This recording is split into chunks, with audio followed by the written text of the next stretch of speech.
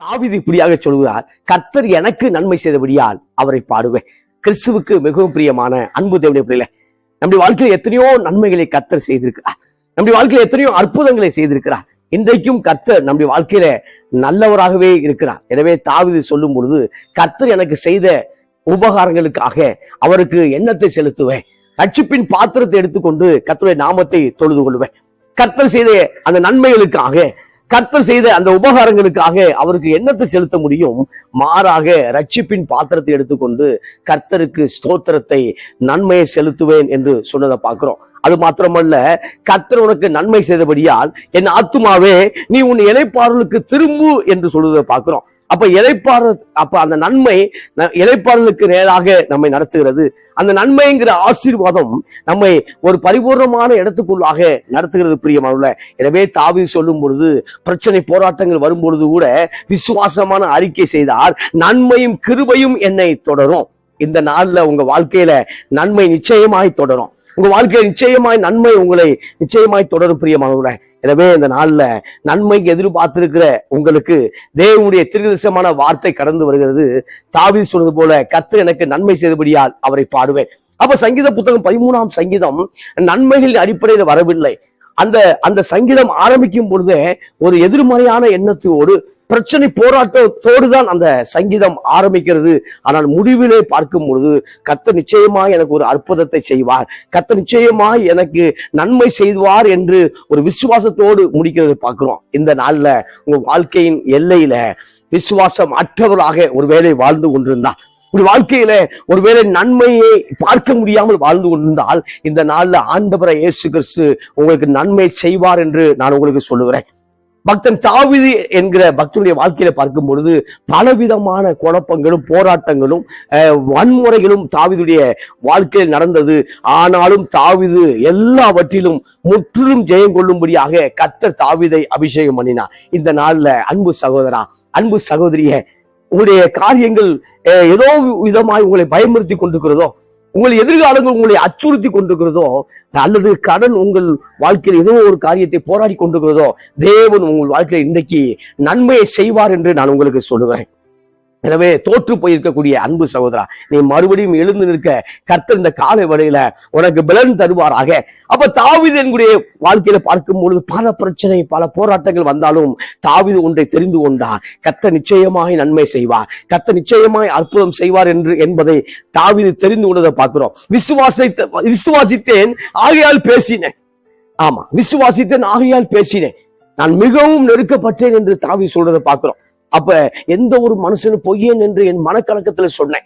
அப்ப பார்க்கும்போது இந்த உலகம் பொய்யாக இருக்கிறது, நம்ம நம்பி இருக்கக்கூடிய மனிதர்கள் பொய்யாக இருக்கிறார்கள். எனவே அதை வெறுத்து போய் அதுல சொல்லும் பொழுது எல்லா மனுஷனும் மோசமா இருக்கிறாங்களே அங்கிற நிலைமைக்கு வந்துட்டார். ஆனால் ஆண்டவர் இயேசு கிறிஸ்து இன்றைக்கும் நல்லவராக இருக்கிறார். கர்த்தர் நல்லவர், அவரை துதியுங்கள், அவர் கிருபை என்றும் உள்ளது, அவர் நல்லவராக இருக்கிற பிரியமானவர்களே. எனவே தேவாதி தேவனை துதியுங்கள், அதிகமாய் கர்த்தருக்கு ஸ்தோத்திரம் செலுத்துங்கள், கர்த்தரை அதிகமாய் பாடுங்கள், பாடும்போது நிச்சயமாய் நன்மையை பெற்றுக் கொள்வீர்கள். அப்ப தாவீது பல நேரம் சோர்ந்து போயிருக்கக்கூடிய மனுஷன் தான். தாவீது வானத்திலிருந்து குதித்த மனுஷன் அல்ல. அவளும் நம்மை போல ஸ்தோத்திரம் ஸ்திரீ இடத்துல பிறந்த ஒரு பெண் இடத்துல பிறந்த ஒரு மனிதன் தான். அப்ப வானத்திலிருந்து பிறந்த மனிதன் அல்ல,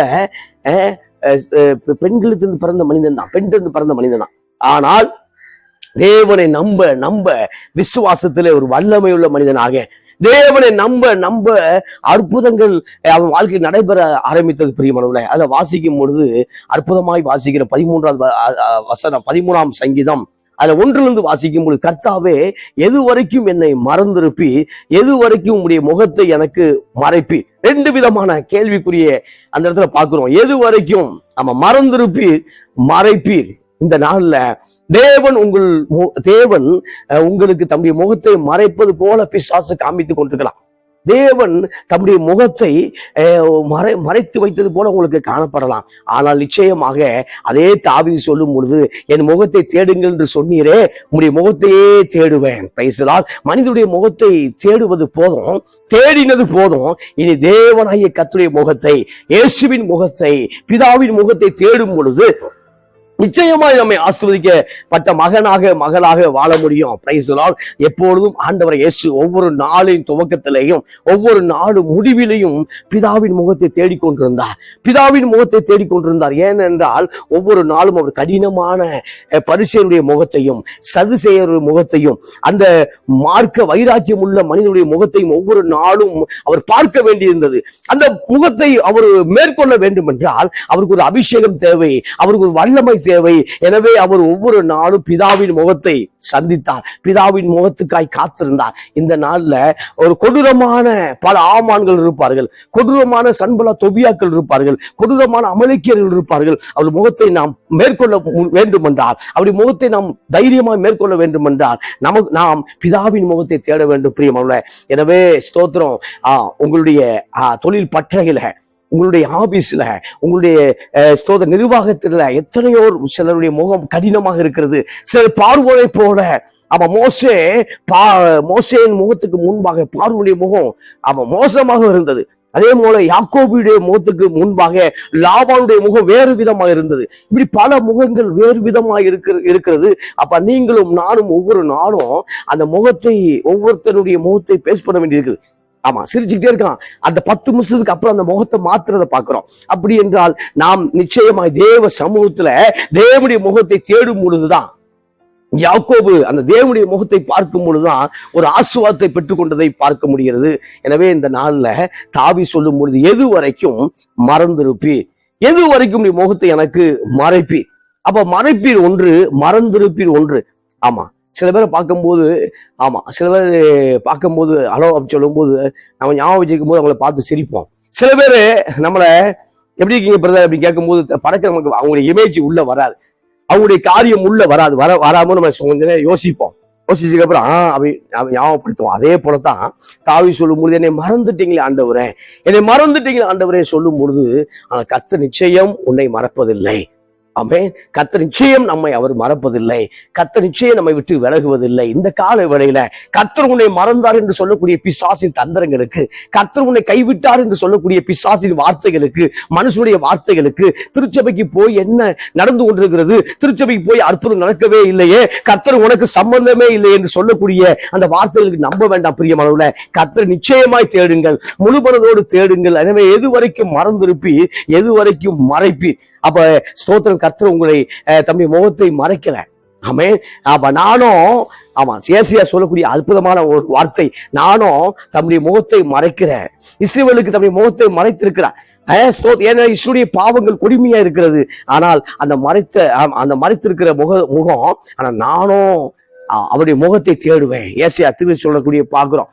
அப்ப இஸ்ரவேல் மக்களுக்கு சில நேரம் முகத்தை மறைத்து வைத்திருக்கிறார். அந்த மறைத்து வைத்த கர்த்தருடைய முகத்தை நான் தேட பிரயாசப்படுகிறேன், நான் தேடுவேன் என்று சொல்வதை பார்க்கிறோம். இந்த கால வேளையில தேடுகிற எவனுக்கும் தன்னை காட்சி கொடுக்கிறார், தேடுகிற எவனும் கண்டடைகிறார் என்று ஆண்டவர் சொன்னாரே.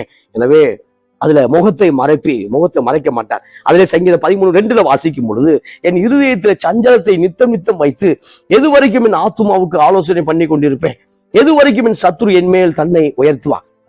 அப்ப நித்தம் டெய்லி, டே பை டே சஞ்சலம், டே பை டே பிரச்சனை, போராட்டங்கள், அதவே நான் யோசித்துக் கொண்டிருக்கிறேன். என் ஆத்துமாவில் அதை ஆலோசனை பண்ணி கொண்டிருக்கிறேன். அப்ப ஆலோசனையில வெற்றி நோக்கி ஆலோசனை அல்ல, விடுதலைக்கு நேராக ஒரு ஆலோசனை அல்ல, துன்பத்தை தியானம் பண்ணி கொண்டிருக்கிறேன். இந்த கால வேளையில துன்பத்தை தியானம் பண்ணி கொண்டிருக்கிற அருமையான மகனே, அருமையான சகோதரா சகோதரிய, நீ துன்பத்தை தியானம் பண்ண அழைக்கப்படவில்லை, தேவனுடைய வார்த்தையை தியானம் பண்ண நாம் அழைக்கப்பட்டிருக்கிறோம். அப்ப துன்பத்தை தியானம் பண்ண அழைக்கப்படவில்லை. தேவ சபையில உங்களுடைய கிருபையை சிந்தித்துக் கொண்டிருக்கிறோம். தேவனுடைய சபையின் நடுவுல உங்களுடைய கிருபையை சிந்தித்துக் கொண்டிருக்கிறோம். அவருடைய கிருபையை சிந்தித்துக் கொண்டிருக்கிற அழைக்கப்பட்டிருக்கிறோம். Praise God. அவருடைய கிருபையை சிந்தித்துக் கொண்டிருக்கிற நாம் அழைக்கப்பட்டிருக்கிறோம். அப்ப சொல்லும் பொழுது இங்க தாவீது ஆத்துமாவுல ஸ்தோத்திரம் நிந்தனையின் பிரச்சனைகளையும் தியானித்துக் கொண்டிருக்கிறார். ஒருவேளை அதை தியானித்துக் கொண்டிருக்கிற அருமையான சகோதரியே, அருமையான தங்கச்சி, கர்த்தர் சொல்லக்கூடிய வார்த்தை, தேவனுடைய வார்த்தையை தியானிக்கும் பொழுது அற்புதம் நிச்சயமாய் நடக்கும். தேவனுடைய வார்த்தையை தியானிங்க, அப்படி வசனத்தை தியானிக்க நாம் அழைக்கப்பட்டிருக்கிறோம். ஆனால் இங்கு பார்க்கும் பொழுது பிரச்சனை. எனவே எது வரைக்கும் அதை சிந்தித்துக் கொண்டிருப்பேன், என் சத்துரு என் மேல் எது வரைக்கும் உயர்த்துவான். எது வரைக்கும் சத்துரு தன்னை உயர்த்துவான்.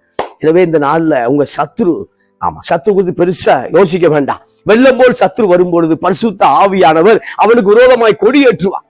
ஆமா. அப்ப ஒருவேளை ஆமான் போல ஆட்கள் முருதையை போல உயர்த்தப்பட்டிருக்கலாம், முருதைக்கு மேல உயர்த்தப்பட்டிருக்கலாம் ஆமான் போல ஆட்கள். ஆனால் கர்த்தர் ஒரு நாள் நிச்சயமாய் அந்த ஆமானுடைய தலை தொங்க விடப்படும். பிரியமானவர்களே, அந்த நிச்சயமாய் உங்களுக்கு முன்பாய் யாரெல்லாம் உயர்த்துகிறார்களோ அவளை கர்த்தர் நிச்சயமாய் தாழ்த்தி போடுவார். ஏனென்றால் யுத்தம் உங்களுடைய அல்ல, யுத்தம் தேவனுடையதாக இருக்கிறது, யுத்தம் கர்த்தருடையதாக இருக்கிறது. நீங்கள் சும்மா இருப்பீங்க அப்படின்னா ஸ்தோத்திரம் அப்படி சாப்பிட்டு படுத்து தூங்குறது இல்ல, நீங்க பிரைஸ் பண்ணிட்டே இருப்பீங்க, நீங்க ஸ்தோத்திரம் பண்ணிட்டே இருப்பீங்க. கர்த்தர் உங்களுக்காக யுத்தம் பண்ணுவா. எனவே சத்துருக்கள் அந்த கலைகளையும் கோதுமை மணியும் வளர விடுகிறார். ஆனால் ஒரு நாள் வருகிறது, ஸ்தோத்திரம் அதை சரியான இதை தன்னுடைய களஞ்சியத்தில் தருகிறார். பதர்களையோ எரிகிற அக்கினியை போடுகிற பிரியமானவர்களே, எனவே சத்துருவை குறித்து கலங்காதிருங்கள், சத்துருக்களை குறித்து ஸ்தோத்திரம் புலம்பிக் கொண்டிருக்காதீர்கள். நிச்சயமாய் ஆமான் சங்கரிக்கப்படும் பொழுது எஸ்தர் புத்தகத்தில் வாசிக்கிறோம், பூரிம் என்கிற பண்டிகை உண்டாயிற்று. அந்த பூரியும் பண்டிகையில சந்தோஷப்பட்டார்கள். இந்த கால வேளையில சத்துருக்கள் நிச்சயமாய் சங்கரிக்கப்படுவார்கள். தாவீதுக்கு விரோதமாய் எழும்பின எத்தனையோ சத்துருக்கள், கோலியாத்திலிருந்து, சிங்கத்திலிருந்து, கரடியிலிருந்து எத்தனையோ சத்துருக்கள் இருந்தார்கள். யோப் வரைக்கும் சில சத்துருவா மாறிட்டான். ஆனாலும் கர்த்தருடைய வல்லமை ஆவியானவர் தாவீதை ஆசீர்வதித்துக் கொண்டே வந்தார். தாவீது வாழ்க்கையில் நன்மை மாத்திரமே பின்கொண்டதை பார்க்கிறோம். 3வது வசனம் வாசிக்க விரும்புகிறேன். என் தேவனாய் கர்த்தாவே, நீர் நோக்கி பார்த்து எனக்கு செவி கொடுத்துடணும். நான் மரண நித்திரை அடையாதபடிக்கு என் கண்களை தெளிவாக்கும். என்னை நோக்கி பாரும். என் தேவனாய் கர்த்தாவே, நீர் என் நோக்கி பாரும். இந்த காலை வேளையில கர்த்தர் உங்களை நோக்கி பார்க்கிறார். கர்த்தருடைய வார்த்தை உங்களை நோக்கி பார்க்கிறது. ஆமென். அவரை நோக்கி பாருங்கள். அவரை நோக்கி பார்த்து முகங்கள் பிரகாசம் அடைகின்றன, அவர் வெட்கப்பட்டு போவதில்லை. எனவே இந்த காலை வேளையில ஒன்று அவரை நோக்கி பாருங்கள், இல்லை என்ற கர்த்தர் உங்களை நோக்கி பார்ப்பார். அவர் உங்களை நோக்கி பார்க்கிறார் பிரதர். அவர் உங்களுக்கு என்று அந்த சில காரியங்களை முடிவெடுத்து வைத்திருக்கிறார், திட்டம் பண்ணி வைத்திருக்கிறார். ஒருவேளை காலதாமதமாய் கொண்டிருக்கலாம், கவலை கொள்ளாதிருங்கள். நிச்சயமாய் கர்த்தர் உங்களை ஆசீர்வதிக்க தொடங்கி இருக்கிறார். அப்ப சொல்லும் பொழுது எது வரைக்கும் அப்ப என் தேவனாய் கர்த்தாவே, நீரை நோக்கி பார்த்து எனக்கு செவி கொடுத்துடணும். நான் மரண நித்திரை அடையாதபடிக்கு, மரண நித்திரை ஸ்தோத்திரம் சொல்லும் பொழுது ஆள் இங்க இருக்கிறான், ஆனா அந்த மனசு எங்கேயோ போய் கொண்டிருக்கிறாங்க இல்ல. அதே மாதிரி சில பேர் சொல்ல, நான் நடமாடும் பிணமா வாழ்றேன் சார். அவ்வளவு பிரச்சனை போராட்டங்கள் இருக்கிறது, எனவே நான் நடமாடுகிறேன், ஆனால் அது பிணம் என்று சொல்லுகிறார்கள். அதே போல தாவீது சொல்லும்போது, நான் மரண நித்திரை அடையாதபடிக்கு, மரண நித்திரை அடையாதபடிக்கு அந்த இப்ப இருக்கக்கூடிய சரியா எடுத்துக்கொள்ளணும் அப்படின்னா ஹோமா ஸ்டேஜில் கிடப்பாள், பல ஆண்டுகள் இருப்பாள். இப்ப மரண நித்திரை அடையாதபடிக்கு என் கண்களை தெளிவாக்கும். என் கண்கள் வேதத்தை வாசிக்க வேண்டும், என் கண்கள் தேவனை தேட வேண்டும். இந்த நாள்ல தேவனை தேடுகிற நீங்கள் தோற்று போவதில்லை, தேவனை தேடுகிற நீங்கள் கர்த்தர் உங்களை கைவிடுவதில்லை. அப்படி பிரசனம் இந்த காலை வேளை உங்களை தாங்குகிறது பிரதர், அப்படி பிரசனம் உங்களை ஆசீர்வதிக்கிறது பிரதர். அப்படி பிரசனம் உங்களுடைய பிள்ளைகளின் படிப்பு காரியங்கள், உங்களுடைய பிள்ளைகளுடைய காரியங்கள் எல்லாவற்றையும் கர்த்தர் நிச்சயமாக, உங்கள் குடும்பத்தின் காரியங்கள் எல்லாவற்றையும் அப்படி பிரசனம் சரியாகி கொண்டு போய் கொண்டிருக்கிறது. எனவே அவரை தேடுகிற பிள்ளைகளுக்கு ஒரு நாளும் குறைவு வராது, குறைவு வர விட மாட்டார். அதுல சொல்லும் பொழுது என் கண்களுக்கு என் கண்கள் மரண நித்திரை அடையாது, என் கண்களை தெளிவாக்கும். தெளிவாக்குகிறார், கண்களை தெளிவாக்குறார். கண்களை தெளிவாக்குகிறார் என்றால் பார்வையை விசல தெளிவாக்குறார். நீ போக வேண்டிய தூரத்தை, போக வேண்டிய அந்த பாதையை தெளிவாக்குகிறார். அப்படி வசனம் நம்முடைய பாதைக்கு வெளிச்சமாக இருக்கிறது, நம்முடைய கால்களுக்கு தீபமாக இருக்கிறது. இப்ப கண்களை தெளிவாக்கும் என்றால் அதை சரியாக அவர் எங்க போய் சேர வேண்டுமோ அந்த புள்ளிக்கு நேராக, அந்த பாயிண்ட்டுக்கு நேராக நம்மை கண்களை தெளிவாக்கி நடத்துகிறார். எனவே இந்த காலை வேளையில சத்துருக்கள் மூடி இருக்கக்கூடிய அந்த ஆவிக்குரிய கண்கள் திறக்கப்படுவதாக, அவன் உங்களுடைய விஷன் மறுபடியும் ஆபரேட் பண்ணப்படுவதாக. எங்கெல்லாம் தோற்று போயிருக்கிறீங்களோ, எங்கெல்லாம் ஸ்தோத்திரம் எங்கெல்லாம் தோற்று போயிட்டு தெரியாம வாழ்றீங்களோ, அந்த காரியங்களை இப்பொழுது இயேசுவின் நாமத்தில் கண்கள் திறக்கப்படுவதாக. பர்த்தியுடைய கண்களை திறந்த கர்த்தர், கூடலுடைய கண்களை திறந்த கர்த்தர் இந்த காலை வேளையில நம்முடைய கண்களை திறப்பாராக. ஆவிக்குரிய கண்கள் திறக்கப்படுவதாக இயேசுவின் நாமத்தினால. எனவே என் கண்கள் திறந்தள்ளும் என்று ஜெபிக்கும் பொழுது இந்த நாள் உங்களுடைய ஆவிக்குரிய கண்கள் திறந்து கர்த்தர் திறக்கிறார். கர்த்தர் திறக்கும் பொழுது நீங்க சரியான காரியங்களை பார்க்க முடியும். எனவே பிரச்சனை போராட்டங்களை பார்க்கும் பொழுது எனக்கு விரோதி சகோதரன், எனக்கு விரோதி தாய், எனக்கு விரோதி தகப்பன், எனக்கு விரோதி மனைவி, கணவன் பேசிக் கொண்டிருக்கோம் இல்ல, கர்த்தர் கண்களை திறக்கும் பொழுது அந்த சுத்திருக்கக்கூடிய அந்த அசுத்த வல்லமையை பார்க்க முடியும். யாரோ உங்களுக்கு விரோதமாய் அந்த ஏவப்பட்ட அந்த பிசாசின் வல்லமையை பார்க்க முடியும். எனவே நம்முடைய குடும்பத்தை உடைக்கும்படி அந்த சூழலை உண்டாகிறது. கர்த்தர் கண்களை திறக்கும் பொழுது இப்பொழுது நமக்கு நம் பிசாசை பார்க்க முடிகிறது. கர்த்தர் கண்களை திறக்கும் பொழுது அசுத்த வல்லமையை பார்க்க முடிகிறது. இப்ப நம்முடைய எதிரி இவங்க இல்ல, ஆமா, சாத்தான் தான் நம்முடைய எதிரி. இவங்கள எவனோ ஒருத்தன் அனுப்பியிருக்கிறான். ஆனா கர்த்தர் கண்களை தெளிவாக்கும் பொழுது நாம் நிச்சயமாய் நல்ல பாதைகளை போக முடியும். கர்த்தர் நம்மளை ஆசீர்வதிப்பாராக. அது 4வது வசனம், அவனை மேற்கொண்டேன் என்று என் பகைஞன் சொல்லாதபடிக்கும் நான் தள்ளாடுகிறதினால் என் சத்துருக்கள் களி கூறாதபடிக்கு இப்படி செய்தருளும். ஏன் கண்ணை திறக்க சொல்றேன் அப்படின்னா, ஏன் கண்ணை திறக்கணும்னு கர்த்தரை ஜெபம் பண்ணேன் அப்படின்னா, என் சத்துரு என்னை மேற்கொண்டுருவான். ஆமா, கண்கள் தெரியாம பொழுது, பாதை தெரியாம போது, நான் கூடுதலாக இருந்தால் என்னை மேற்கொண்டு விடுவானே என்று சொல்லுவதை பார்க்கிறோம். அவனை மேற்கொண்டேன் என்று என் பகைஞன் சொல்லாதபடிக்கு நான் தள்ளாடுகிறதினால்.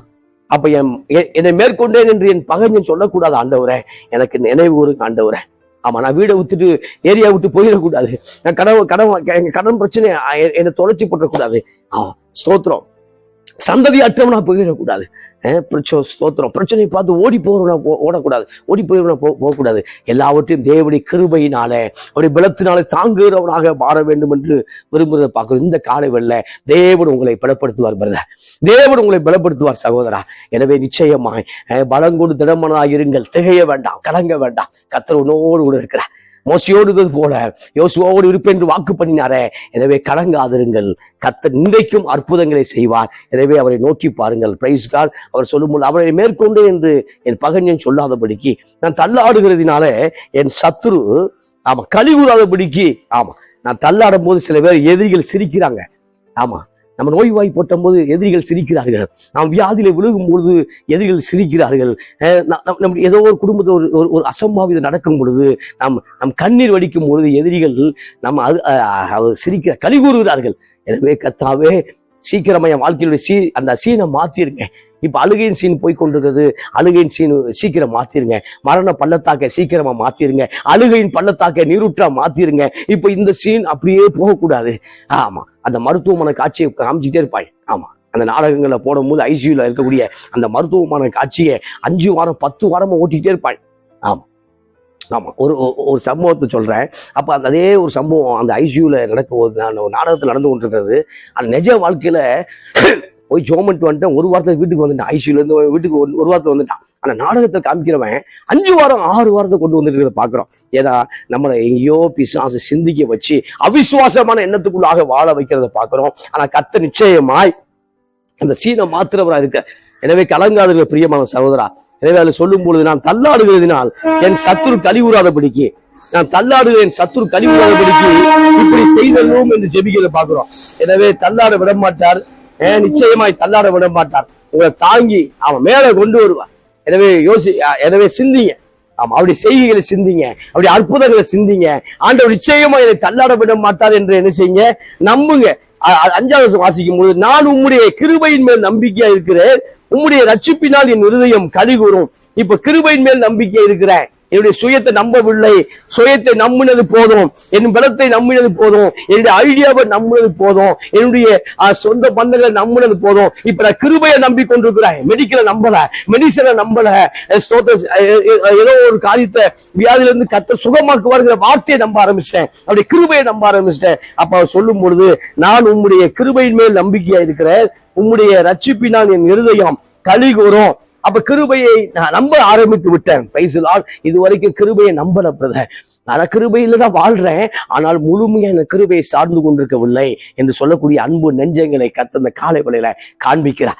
அப்ப ஒருவேளை நம்முடைய சொந்த முயற்சினால் தோற்று போயிருக்கலாம். சொந்த முயற்சி, நல்ல மெடிசன், நல்ல காரியங்கள் இதெல்லாம் எடுத்துக்கொண்டு எப்படியாவது நம்மை திறமையானவர்களை காட்ட வேண்டும் என்று நினைத்து தோற்று போய்விட்டோம். ஆனால் பக்தன் சொல்றாரு, தாவீதுக்கு இல்லாத திறமையா நமக்கு இருக்கு. தாவீது நெடுநேரம் பாடக்கூடிய மனுஷன், தாவீது ரொம்ப நேரம் ஆண்டவர் துதிக்கக்கூடிய மனுஷன், தாவீது இரவலாம் உட்கார்ந்து இருக்கக்கூடிய மனுஷன், தாவீதை போல் தேவனோடு பேசக்கூடிய மனுஷன், தாவீது தேவன்கிட்ட கேட்கும் போது அடையாளத்தை கொடுக்கிறார். அப்படிப்பட்ட ஒரு மனுஷன் சொல்லக்கூடிய ஒரு வார்த்தை, நான் கிருபையை சார்ந்திருக்க விரும்புகிறேன். பேசலாம். அப்ப நீங்களும் நானும் தாவீதே கிருபையை சார்ந்திருக்கேன்னு சொன்னா அப்படின்னா, நம்ம இன்னும் அதிகமாய் தாவீதின் தேவனை நாம் நிச்சயமாய் சார்ந்திருக்க வேண்டும் பிரியமானவர்களே. எனவே இந்த கால வேளையில உங்களுடைய எல்லா காரியங்களும் தேவனுடைய கிருபையை சார்ந்து கொண்டிருங்கள். அந்த கிருபை உங்களை நிச்சயம் வாழ வைக்கும். அதுல முடிக்க விரும்புகிறேன். நான் உங்களுடைய கிருபையின் மேல் நம்பிக்கையா இருக்கிறேன், உங்களுடைய ரட்சிப்பினால் என் இருதயம் களி கூறும். இப்ப கிருபையின் மேல் நம்பிக்கை வைக்கிறேன். சொந்த மாம்சத்தை நம்பல, திறமையை நம்பல, சில காரியங்களை நம்பவில்லை. நான் தேவனுடைய கிருபையை நம்ப ஆரம்பிக்கிறேன். இப்பொழுது என்னுடைய இருதயம் களி கூறும். அப்ப பார்க்கும்போது பல காரியத்தை நம்ம வாசிச்சோம். சங்கீதம் 13ஆம் சங்கீதமே, ஏன் மறந்தீர், உங்களுடைய முகத்தை ஏன் எனக்கு மறைத்திருக்கிறீர், இதெல்லாம் சொல்லிவிட்டு இப்ப சொல்றாரு. முடிக்கும் பொழுது நெகட்டிவா இல்ல, பாசிட்டிவா முடிக்கிறார். முடிக்கும் பொழுது ஆசீர்வாதமாக முடிக்கிறார். முடிக்கும் பொழுது படம் முடியும் போது ஆமா சூப்பராக முடியுது. இது எப்படி இருக்கு? அப்ப நல்ல காரியமா முடியும் போது சொல்றாரு, கர்த்தர் எனக்கு நன்மை செய்தபடியால் அவரை பாடுவேன். அப்ப இதெல்லாம் சொல்லி விட்டாச்சு, இந்த விண்ணப்பத்தெல்லாம் கர்த்தர்ட்ட அனுப்பியாச்சு, இந்த காரியத்தெல்லாம் செய்து முடிச்சாச்சு. இப்ப நிச்சயமா அற்புதம் செய்ய தொடங்கிட்டாரு. ஆவியில பார்த்துட்டேன் பதில, ஆவியில பார்த்துட்டேன் ஜெயத்தை, ஆவியில பார்த்துட்டேன் வெற்றியை, ஆவியில பார்த்துட்டேன் பினான்சியல் ரிலீஸ. இப்ப நான் சொல்லக்கூடிய வார்த்தை என்னன்னா, கர்த்தர் எனக்கு நன்மை செய்தபடியால் அவரை பாடுவேன். எனவே இந்த காலை வேளையில கர்த்தர் உங்களுக்கு நன்மை செய்திருக்கிறார், இன்னும் செய்ய போகிறார். எனவே அவரை பாடுங்கள், அவரையே துதியுங்கள். நிச்சயமாய் சர்வ வல்லமையுள்ள தேவன் உங்களை நடத்துவார். நீங்கள்